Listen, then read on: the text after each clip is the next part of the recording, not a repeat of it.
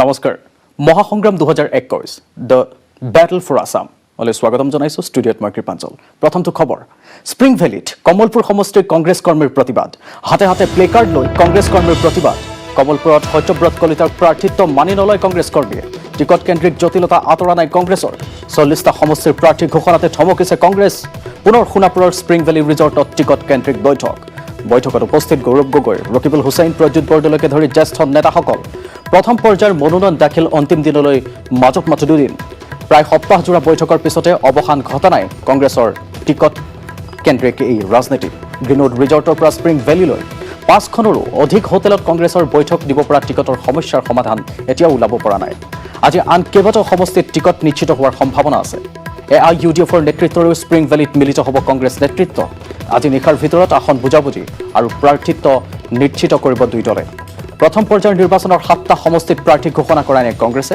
সমষ্টিকেইটা তিতাবৰ নাওবৈচা তিনচুকীয়া ঢকুৱাখনা বোকাখাট ধিং আৰু বিহালী সমষ্টি CPIMLক এৰি দিয়াৰ সম্ভাৱনা আছে ধিং সমষ্টি AIUDFকো এৰি দিয়াৰ সম্ভাৱনা আছে বোকাখাটত নিৰ্দলীয় জিতেন গগৈৰ সমৰ্থন দিয়াৰ সম্ভাৱনা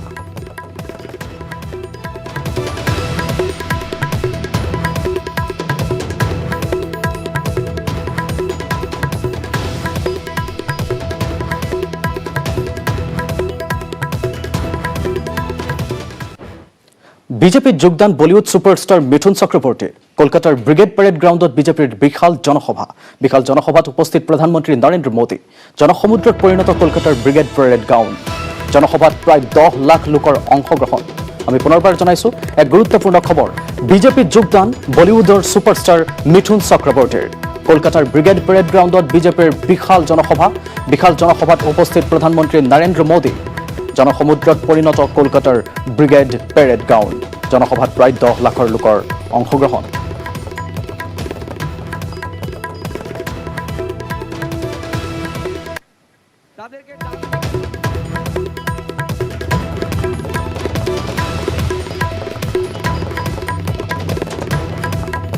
আমি পুনৰবাৰ জনাইছো এক ডাঙৰ খবৰ বিজেপিত যোগদান কৰিলে বলিউডৰ সুপাৰষ্টাৰ মিথুন চক্ৰৱৰ্তীয়ে কলকাতাৰ ব্ৰিগেড পেৰেড গ্ৰাউণ্ডত বিজেপিৰ বিশাল জনসভাত উপস্থিত প্ৰধানমন্ত্ৰী নৰেন্দ্ৰ মোদী জনসমুদ্ৰত পৰিণত হ'ল কলকাতাৰ ব্ৰিগেড পেৰেড গ্ৰাউণ্ড জনসভাত প্ৰায় 10 লাখ লোকৰ অংশগ্ৰহণ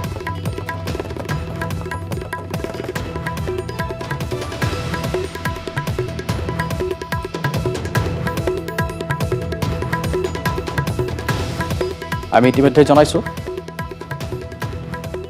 যে বিজেপিত যোগদান কৰিছে বলিউডৰ সুপাৰষ্টাৰ মিথুন চক্ৰৱৰ্তীয়ে আমি কলকাতাত ইতিমধ্যে জনসম্বোধন কৰিছে প্ৰধানমন্ত্ৰী নৰেন্দ্ৰ মোদী আমি পোনপটীয়া সম্প্ৰচাৰলৈ গৈছো जिस हाथ को वामपंथी तब काला समझते थे वो आज सफेद कैसे हो गया जिस हाथ को तोड़ने की बात करते थे आज उसी का आशीर्वाद लेकर वो चल रहे हैं साथियों वामपंथियों के विरुद्ध ममता दीदी ने परिवर्तन का नारा दिया था पश्चिम बंगाल से माटी मानुष के लिए काम करने का वादा किया था आप मुझे बताइए पिछले 10 साल से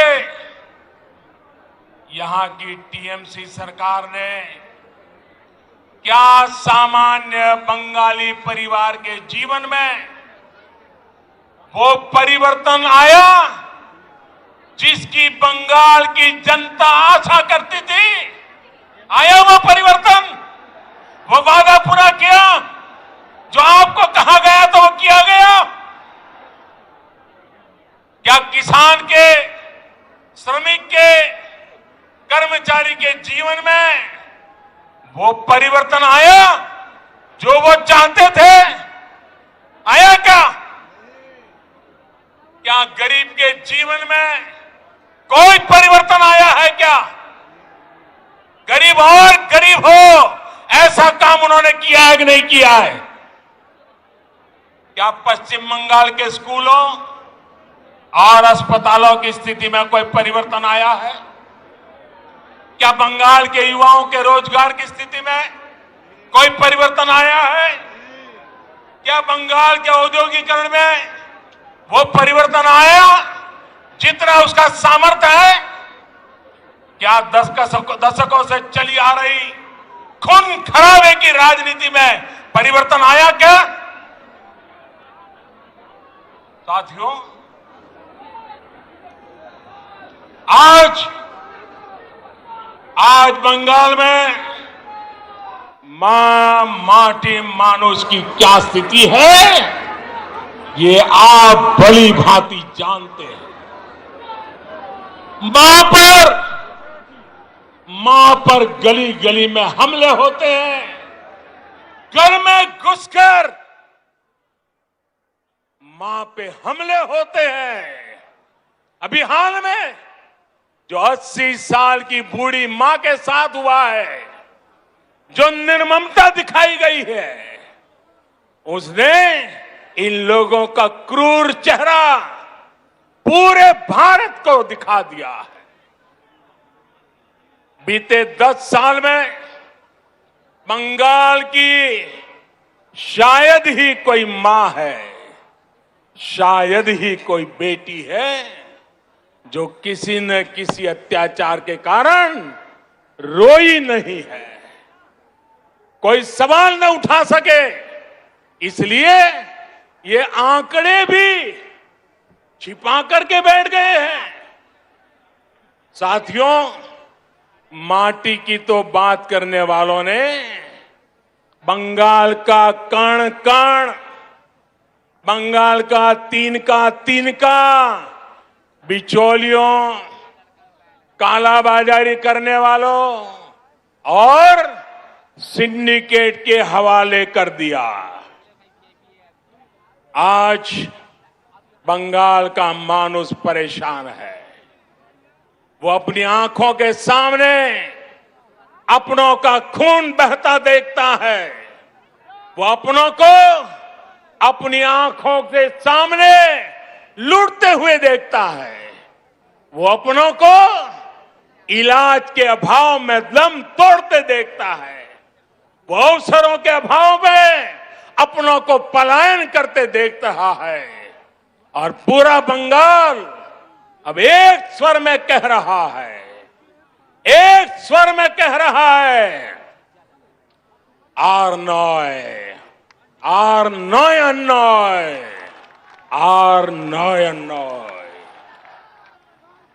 ये टीएमसी सरकार के कम होते दिनों की उद्घोष है। ये उद्घोष पूरे देश को सुनाना जरूरी है। भाई और बहनों, आप मेरे साथ बोलेंगे, मेरे साथ बोलेंगे, मैं जो कहूंगा वो बोलेंगे, सबके सब लोग बोलेंगे, पूरा हिंदुस्तान सुने इस प्रकार से बोलेंगे, पक्का बोलेंगे। मैं आपके सामने कुछ शब्द बोलूंगा, उन शब्दों से टीएमसी सरकार की सच्चाई सामने आती है। मैं जो शब्द बोलूंगा उसके बाद आपको 2 बार बोलना है, पूरी ताकत से बोलना है। आपको बोलना होगा आर नॉय। मैं जब बोलूंगा उसके बाद बोलना है। और इसके अंदर आपका गुस्सा, आपका आक्रोश। সেয়া আছিল কলকাতাৰ পৰা প্ৰধানমন্ত্ৰী নৰেন্দ্ৰ মোদী। আহিছো পৰৱৰ্তী খবৰলৈ। বটদ্ৰৱাৰ বিধায়িকা আঙুৰলতা ডেকাক উষ্ম আদৰণি। প্ৰাৰ্থিত্ব লাভ কৰাৰ পিছত আজি বটদ্ৰৱাৰ 12 পূজাত উপস্থিত হোৱাৰ লগে লগে দলীয় নেতাকৰ্মীসকলৰ লগতে সমষ্টিবাসীৰ ৰাইজে বিপুল আদৰণি জনায় আঙুৰলতা ডেকাক। বটদ্ৰৱাত মহাজোঁটৰ মহিলা প্ৰাৰ্থীয়ে আঙুৰলতা ডেকাৰ বিজয়ত কোনো ধৰণৰ ক্ষতি কৰিব নোৱাৰে বুলি মন্তব্য কৰে আঙুৰলতা ডেকাই। ফুলেৰে সুসজ্জিত বাহনত আগুৱাই নিলে আঙুৰলতা ডেকাক দলীয় নেতাকৰ্মীসকলৰ লগতে সমষ্টিবাসীয়ে।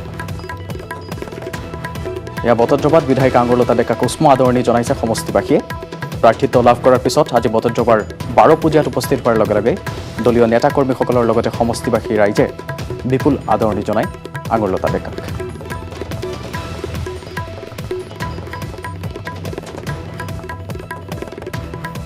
এই সন্দৰ্ভত আমাক অধিক জনাব বিবেজিয়াৰ পৰা আমাৰ ভাস্কৰ জ্যোতি শইকীয়াই। ইতিমধ্যে যি বৰ্তনবা 84 নং বৰ্তনবা সমষ্টিত বিজেপিৰ টিকেট ঘোষণা কৰা হৈছিল পূৰ্ব বিধায়িকা আঙুৰলতা ডেকাকে বিজেপিৰ টিকেট প্ৰদান কৰা হৈছে আৰু ইতিমধ্যে আঙুৰলতা ডেকা আজি নিজৰ সমষ্টিত উপস্থিত হৈ ইতিমধ্যে তেওঁক আদৰিবলৈ সমষ্টিৰ সমূহ ৰাইজ আহি উপস্থিত হৈছে আমি বৰ্তমান 12 বজিয়াত উপস্থিত আছোঁ আৰু 12 বজিয়াতে বিধায়িকাগৰাকীক বৰ্তমানৰ বিধায়িকাগৰাকীক আদৰিবলৈ সমষ্টিবাসী ৰাইজৰ লগতে দলীয় সতীৰ্থ কৰ্মীসকল উপস্থিত হৈছে মোৰ লগত বিধায়িকাগৰাকী আছে মই পোনপটীয়াকৈ কথা পাতিব বিচাৰিম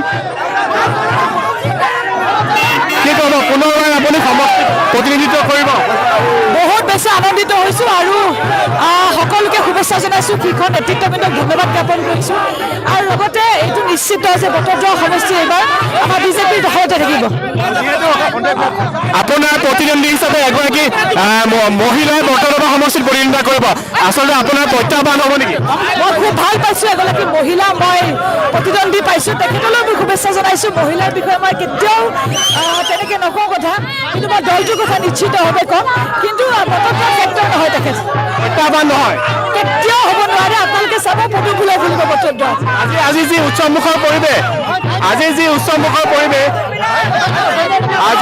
উৎসৱমুখৰ পৰিৱেশ আচলতে কি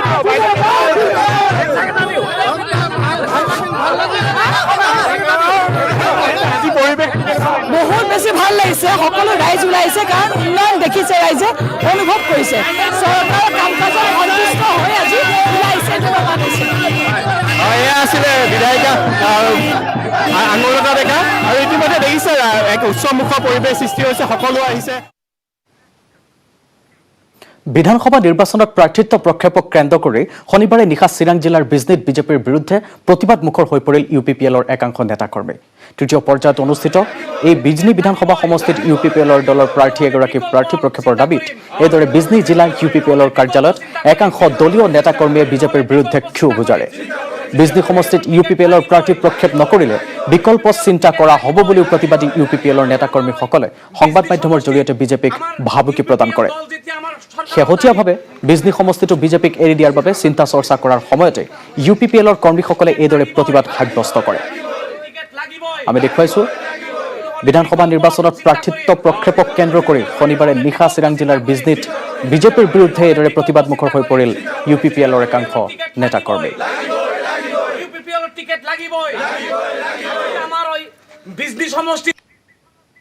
বিজনী সমষ্টি আমাৰ 3টা MCLৰ সমষ্টি আছে 3টাৰ ভিতৰত আমি অলপ ভোটত গুঠিছোঁ কিন্তু পাৰ্চেণ্টেজ হিচাপে কিন্তু আমি 1 নম্বৰত আছোঁ আমি 39,000 ভোট পাইছোঁ গতিকে আমাৰ ইয়াতে ধৰক মাইনৰিটি মানুহ আমাৰ বিজনী সমষ্টিত 39,000 ভোট আছে আমাৰ মাইনৰিটি মানুহখিনি কিন্তু আপোনাক বিজেপিৰ ভোট নিদিয়ে যিহেতু আমাৰ ইয়াতে UPPLত প্ৰায় মানে মাইনৰিটি মানুহখিনি আমাৰ লগত UPPLত আছে গতিকে আমি যেনেকৈ হওক আমি আজি আমাৰ হাইকমাণ্ডে হওক আমাৰ বিজেপিকে আমি জনাইছোঁ যাতে আমাৰ ইয়াতে আমাৰ UPPLৰ পৰা এটা কেণ্ডিডেট দি যাতে আমি বিজনী সমষ্টিখন আমি জিকাই নিব পাৰোঁ মই এইখিনি অনুৰোধ কৰিছোঁ হাইকমাণ্ডক মহাসংগ্ৰাম 2021 চলি থাকিব কিন্তু এই মুহূৰ্তত লৈছোঁ এটি চমু বাণিজ্যিক বিৰতি স্ট্ৰং মানে জানেনে মাইথন স্ট্ৰং মানে মাইথন নিৰ্মাণৰ মানদণ্ড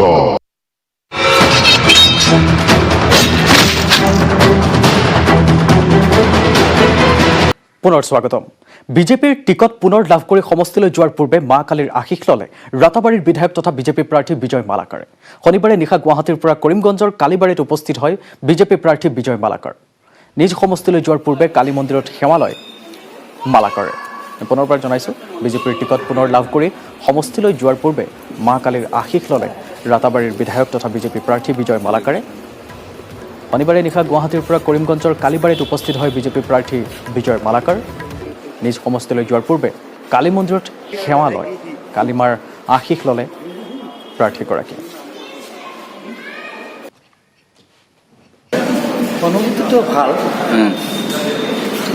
মা কালীৰ ওচৰত কি বিচাৰিছে মা কালীৰ ওচৰত বিচাৰোঁ যে আগন্তুক নিৰ্বাচনত চব বাধা বন্ধ দূৰ কৰি ৰাইজৰ হৈ কাম কৰাৰ মাৰ শক্তি তাকে দিয়ে বাই ইলেকশ্যনত মাৰ শক্তি লৈ কাম কৰিছোঁ তোমাৰ আগামী দিনত 5 বছৰৰ কাৰণে মাৰ ওচৰত আশীৰ্বাদ বিচাৰিছোঁ।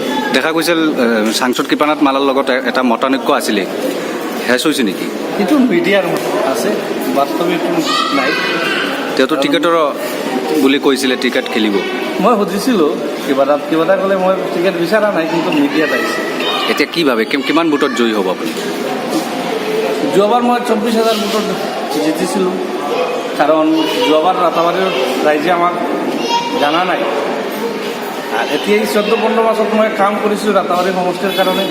14 মাসৰ ৰাতাবাৰী সমষ্টিৰ ৰাইজে আমাক দেখিছে, চিনিছে, গম পাইছে মই কিমান কামৰ মানুহ বা কি মানুহ। সেইকাৰণে এইবাৰ ডিফাৰেঞ্চটো বেছি হ'ব, বহুত বেছি ডিফাৰেঞ্চ হ'ব।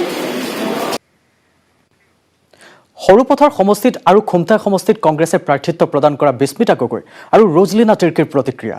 সৰুপথাৰ সমষ্টিত পুনৰ ৰজলিনা তিৰ্কীৰ প্ৰাৰ্থিত্ব প্ৰদান কৰাৰ ভাৰতীয় জাতীয় কংগ্ৰেছক ধন্যবাদ জ্ঞাপন কৰিলে ৰজলিনা তিৰ্কীয়ে।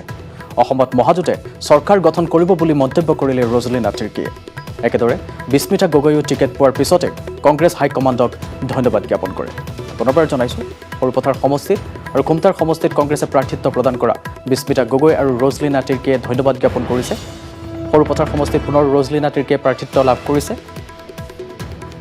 অসমত মহাজোঁটে চৰকাৰ গঠন কৰিব বুলি কয় ৰজলিনা তিৰ্কীয়ে। একেদৰে বিস্মিতা গগৈও টিকেট পোৱাৰ পিছত কংগ্ৰেছ হাইকমাণ্ডক জ্ঞাপন কৰিলে ধন্যবাদ। খুমটা সমষ্টিৰ পৰা এইবাৰ কংগ্ৰেছৰ প্ৰাৰ্থী হিচাপে মই আগবাঢ়িছোঁ। মিত্ৰজোঁটৰ প্ৰাৰ্থী হিচাপে দলে মোক মনোনীত কৰিছে আৰু এইবাৰ 100% মই নিশ্চিত যে খুমটা সমষ্টিত আমি মিত্ৰজোঁটৰ প্ৰাৰ্থী হিচাপে মই এইবাৰ জয়যুক্ত হ'ম। ৰাইজৰ আশীৰ্বাদ, ৰাইজৰ মৰম, ৰাইজে সিদ্ধান্ত ল'ব। যদি বিচাৰে নিশ্চয় মই ৰাইজৰ সেৱা কৰিবলৈ আছোঁ, ৰাইজৰ সেৱাৰ কাৰণে মই সদায় প্ৰস্তুত। কাৰ্বি আংলং আৰু পশ্চিম কাৰ্বি আংলং জিলাৰ 4টা সমষ্টিৰ প্ৰাৰ্থীৰ নাম ঘোষণা CPIML হিলছ পাৰ্টিৰ। ডিফুত ৰঞ্জিত কামছা, হাওৰাঘাটত ৰবি কুমাৰ ফাংছ, বোকাজানত আমলং ইংটি, বৈথালাংছত প্ৰতিমা ইংহিপিক প্ৰাৰ্থিত্ব প্ৰদান CPIMLৰ। ডিফুত শনিবাৰে এক সংবাদমেল সম্বোধন কৰি এই কথা ঘোষণা কৰিলে CPIMLৰ হিলছ পাৰ্টি কমিটিৰ সাধাৰণ সম্পাদক ৰবি কুমাৰ ফাংছয়ে। কাৰ্বি আংলং আৰু পশ্চিম কাৰ্বি আংলং জিলাৰ 4টা সমষ্টিৰ প্ৰাৰ্থীৰ নাম ঘোষণা কৰিলে CPIMLৰ হিলছ পাৰ্টিয়ে। ডিফুত ৰঞ্জিত ক্ৰামছা, হাওৰাঘাটত ৰবি কুমাৰ ফাংছ, বোকাজানত আমলং ইংটি আৰু বৈথালাংছত প্ৰতিমা ইংহিপিক প্ৰাৰ্থিত্ব প্ৰদান CPIMLৰ। হিলছ পাৰ্টি কমিটিৰ তৰফৰ পৰা আমি সিদ্ধান্ত ল'বলৈ বাধ্য হ'ল যে এই 5টা বিধানসভাৰ সমষ্টিৰে 4টা বিধানসভা সমষ্টি অৰ্থাৎ কাৰ্বি আংলঙত আমি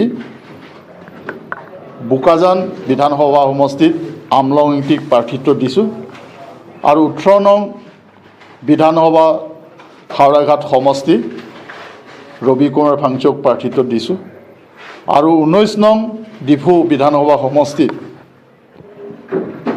ৰঞ্জিত কামছাক আমি প্ৰাৰ্থিত্ব দিছোঁ। পশ্চিম গুৱাহাটী সমষ্টিৰ বিজেপি কৰ্মীৰ তীব্ৰ প্ৰতিবাদ। সমষ্টিটোত অগপ প্ৰাৰ্থিত্ব দিয়াক লৈ প্ৰতিবাদ সাব্যস্ত কৰে সমষ্টিটোৰ বিজেপি কৰ্মীসকলে। পশ্চিম গুৱাহাটীত বিজেপিৰ প্ৰাৰ্থী বিচাৰি ৰাণীৰ 37 নং নম্বৰ ৰাষ্ট্ৰীয় ঘাইপথ অৱৰোধ কৰে বিজেপিৰ কৰ্মীসকলে। পথ অৱৰোধৰ ফলত বহু সময় ধৰি বন্ধ হৈ পৰে ৰাণীৰ 37 নং ৰাষ্ট্ৰীয় ঘাইপথেৰে চলাচল কৰা বাহনসমূহ।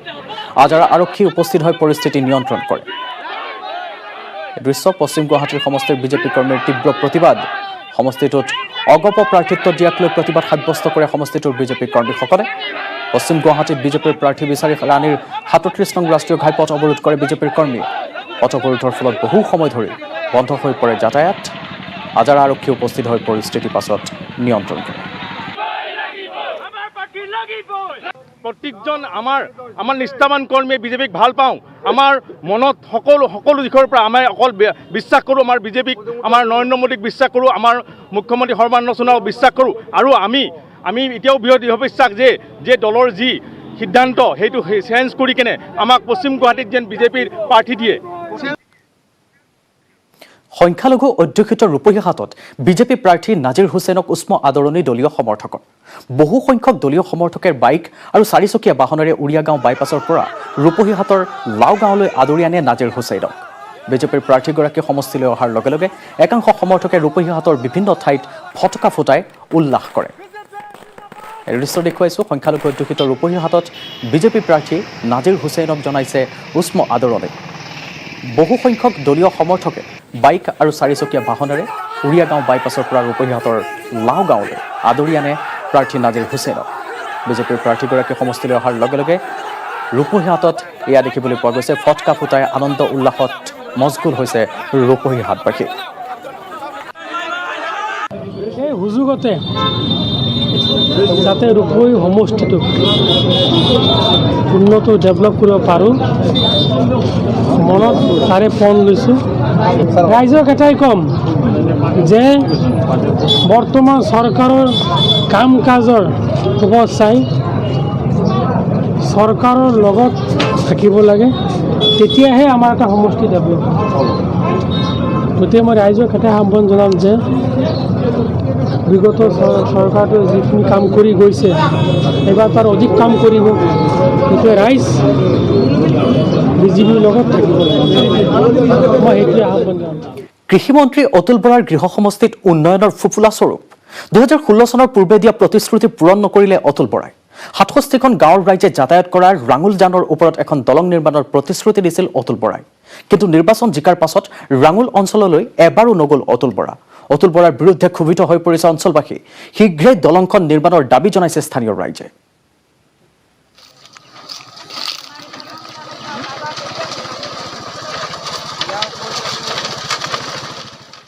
আৰু ইয়াৰ লগে লগে মহাসংগ্ৰাম 2021 পৰা বিদায় লৈছো নমস্কাৰ